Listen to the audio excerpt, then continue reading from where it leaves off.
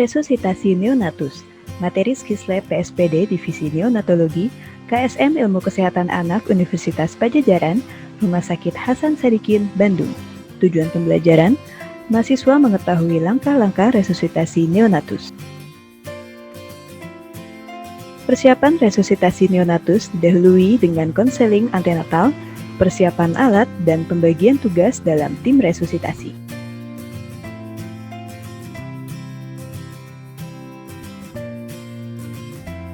Konseling antenatal dilakukan untuk menggali informasi faktor risiko ibu dan bayi dari dokter kandungan dan orang tua.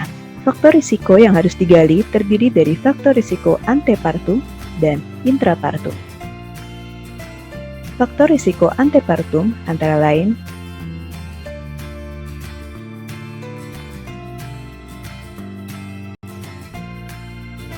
sedangkan faktor risiko intrapartum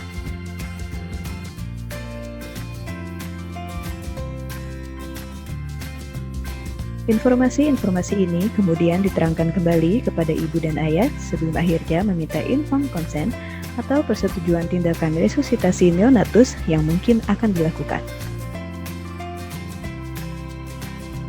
Alat-alat yang perlu dipersiapkan antara lain penghangat bayi yang mencakup infant warmer, selimut dan handuk hangat, topi, kantung atau pembungkus plastik untuk bayi usia kehamilan kurang dari 32 minggu, dan kain pernel 3 lapis. Alat-alat untuk membersihkan jalur napas yang mencakup bulb sheathing, suction catheter ukuran 10F atau 12F yang terhubung dengan alat suction bertekanan 80 hingga 100 mmHg atau aspirator mekonium, stetoskop, alat-alat oksigenasi dan ventilasi yang mencakup tabung oksigen, oksigen blender dengan pengaturan 21% atau hingga 30% untuk bayi usia kehamilan kurang dari 32 minggu, flow meter dengan pengaturan 10 liter per menit, alat positive pressure ventilation atau PPV, sungkup ukuran bayi term dan preterm, feeding tube ukuran 8F dan sheathing ukuran besar, pulse oximeter, dan tabel target saturasi oksigen. Persiapan alat-alat intubasi mencakup laryngoskop straight plate ukuran 0, 1, dan 00 jika ada, stilet, endotracheal tube ukuran 2,5, 3, dan 3,5, detektor karbon dioksida,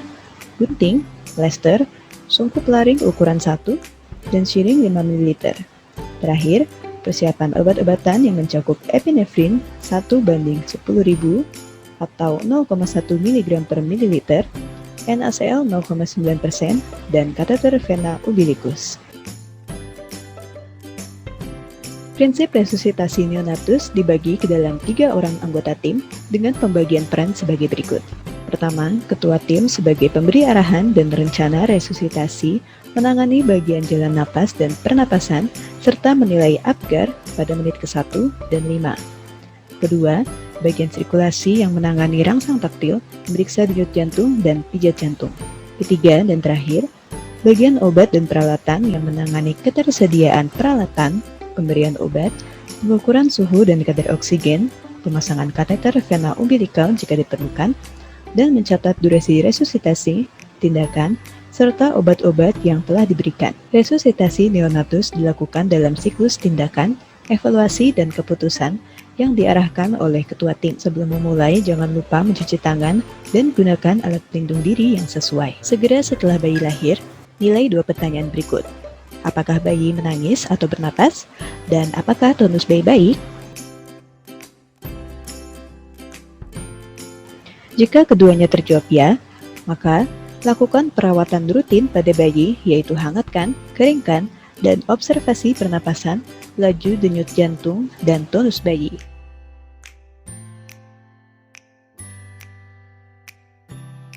Bila salah satu terjawab tidak, maka lakukan langkah awal berikut. Hangatkan bayi, atur bayi dalam posisi menghidu, bersihkan jalan napas dengan suction bertekanan negatif, kurang dari atau sama dengan 100 mmHg, mulai dari mulut kemudian hidung. Jika terdapat cairan amnion bercampur mekonium pada bayi yang tidak bugar, lakukan penghisapan mulut dan trakea dengan bantuan laryngoskop bila perlu.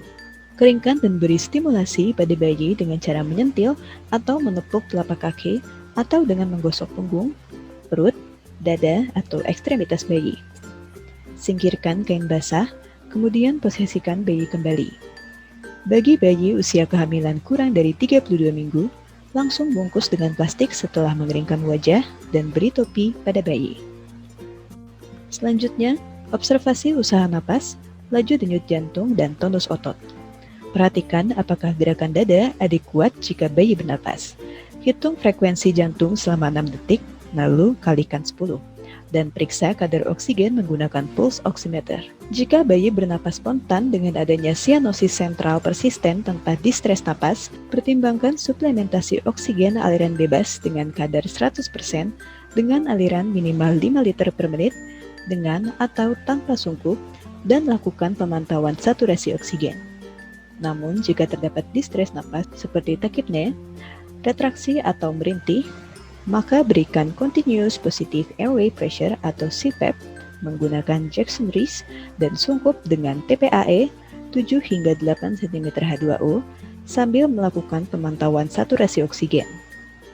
Jika distres napas tetap terjadi setelah dilakukan CPAP dengan TPAE 8 cm H2O dan fraksi inspirasi oksigen lebih dari 40%, maka dapat dikatakan sebagai gagal CPAP dan langkah intubasi dapat dipertimbangkan. Tindakan-tindakan ini dilakukan dalam 30 detik. Apabila laju denyut jantung lebih dari 100 kali per menit dan target saturasi oksigen telah tercapai, lanjutkan perawatan ke ruang observasi bagi bayi tanpa alat bantu napas atau ke perawatan pasca resusitasi pada bayi yang memerlukan alat bantu napas. Jika saat observasi usaha napas, laju denyut jantung dan tonus otot bayi ditemukan tidak bernapas, tersengal-sengal, dan atau laju denyut jantung kurang dari 100 kali per menit, maka berikan ventilasi tekanan positif atau VTP, sambil melakukan pemantauan saturasi oksigen dan elektrokardiogram bila ada. VTP juga diindikasikan pada bayi dengan saturasi oksigen di bawah target, meskipun telah diberikan oksigen aliran bebas hingga 100%. Gunakan sungkup dengan ukuran yang tepat dan perhatikan pengembangan dada bayi sejajar mata saat memberikan VTP. Pasang oximeter pada bayi dan mulai resusitasi dengan konsentrasi oksigen 21% pada bayi cukup bulat. Pada bayi prematur, resusitasi dapat dimulai dengan konsentrasi pertengahan untuk mempercepat kenaikan saturasi oksigen. Kecepatan ventilasi yang diharapkan adalah 20 hingga 30 kali per 30 detik. Lakukan penilaian awal selama 15 detik pertama. Jika laju denyut jantung naik dan dada bayi mengembang dengan baik, maka VTP berlangsung efektif dan dapat dilanjutkan selama 15 detik berikutnya. Jika dada bayi mengembang dengan baik, namun laju denyut jantung tidak naik, tetap lanjutkan VTP selama 15 detik berikutnya.